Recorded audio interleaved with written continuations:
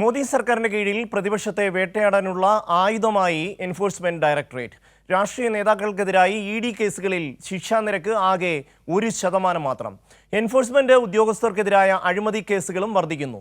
കൊച്ചി നയതന്ത്ര സ്വർണ്ണക്കടത്ത് കേസന്വേഷണത്തിന് നേതൃത്വം നൽകിയ ഡെപ്യൂട്ടി ഡയറക്ടർ പി രാധാകൃഷ്ണനെതിരെ അഴിമതി കേസുകളെ തുടർന്ന് നിർബന്ധിത വിരമിക്കൽ നടപടിയെടുത്തതും കഴിഞ്ഞ ദിവസമാണ്. എൻഫോഴ്സ്മെന്റ് ഡയറക്ടറേറ്റ് മോദി സർക്കാരിന് കീഴിൽ പ്രതിപക്ഷത്തെ വേട്ടയാടാനുള്ള ഉപകരണമായി മാറിയെന്ന വിമർശനം ദിനംപ്രതി ശക്തമാവുകയാണ്. പ്രതിപക്ഷ നേതാക്കൾക്കെതിരെ ചാർത്തപ്പെട്ട എൻഫോഴ്സ്മെന്റ് കേസുകളുടെ കൺവിക്ഷൻ റേറ്റ് മാത്രം നോക്കിയാൽ മതി ഇക്കാര്യം മനസ്സിലാകും. കഴിഞ്ഞ വർഷം മാർച്ചിൽ കേന്ദ്ര സർക്കാർ തന്നെ പാർലമെന്റിൽ നൽകിയ മറുപടി വ്യക്തമാക്കിയത് എൻഫോഴ്സ്മെന്റിന്റെ കൺവിക്ഷൻ റേറ്റ് 1% മാത്രമെന്ന്. 2014 മോദി സർക്കാർ അധികാരത്തിൽ വന്നതു മുതൽ പ്രതിപക്ഷ പാർട്ടി നേതാക്കൾക്കെതിരെ 193 കേസുകളാണ് രജിസ്റ്റർ ചെയ്തത്. ശിക്ഷിക്കപ്പെട്ടത് 2 കേസുകൾ മാത്രം.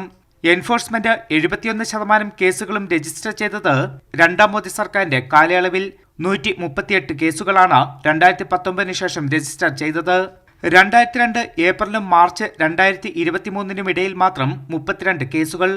അതേസമയം എൻഫോഴ്സ്മെന്റ് ഡയറക്ടറേറ്റ് ഓഫീസർമാർക്കെതിരെ അഴിമതി കേസുകളും നിരവധിയാണ് രജിസ്റ്റർ ചെയ്യുന്നത്.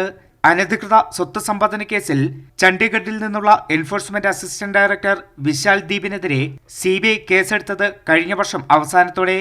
ED ഉദ്യോഗസ്ഥൻ ലളിത് ബാസദിനെ 5 ലക്ഷം കൈക്കൂലി വാങ്ങിയെന്ന കേസിൽ ബംഗളൂരു പ്രത്യേക CBI കോടതി കുറ്റക്കാരനാണെന്ന് കണ്ടെത്തിയത് കഴിഞ്ഞ വർഷം ജൂലൈയിൽ. കേരളത്തിൽ സ്വർണ്ണക്കടത്ത് കേസ് അന്വേഷണത്തിന് നേതൃത്വം നൽകിയ ഡെപ്യൂട്ടി ഡയറക്ടർ പി രാധാകൃഷ്ണനെതിരെ കൈക്കൂലി കേസുകളെ തുടർന്ന് നിർബന്ധിത വിരമിക്കൽ നടപടിയെടുത്തത് കഴിഞ്ഞ ബുധനാഴ്ച. നയതന്ത്ര സ്വർണ്ണക്കടത്ത് കേസിൽ മുഖ്യമന്ത്രിയെയും മന്ത്രിമാരെയും പ്രതി ചേർക്കാൻ ശ്രമമുണ്ടായെന്ന വെളിപ്പെടുത്തൽ. പിന്നീട് 2022 ചെന്നൈയിലേക്ക്, അതിനുശേഷം ശ്രീനഗറിലേക്കും പി രാധാകൃഷ്ണന് സ്ഥലമാറ്റം. ഇപ്പോൾ നിർബന്ധിത വിരമിക്കൽ. കൊല്ലത്തെ കശുവണ്ടി വ്യവസായിയിൽ നിന്നും 2 കോടി ആവശ്യപ്പെട്ടെന്ന പരാതി enforcement Kochi assistant director Shekhar കുമാറിനെതിരെ. ശേഖർ കുമാറിന് സ്ഥലമാറ്റം ഷില്ലോങ്ങിലേക്ക്. പശ്ചിമ ബംഗാളിൽ എൻഫോഴ്സ്മെന്റ് മമതാ സർക്കാർ പോര് രൂക്ഷമായി തുടരുന്നു. മോദി സർക്കാരിന്റെ കാലയളവിൽ വിശ്വാസ്യത പോലും തുലാസിൽ നിൽക്കുകയാണ് എൻഫോഴ്സ്മെന്റ് ഡയറക്ടറേറ്റിന്റെ. കൈരളി ന്യൂസ്, ദില്ലി.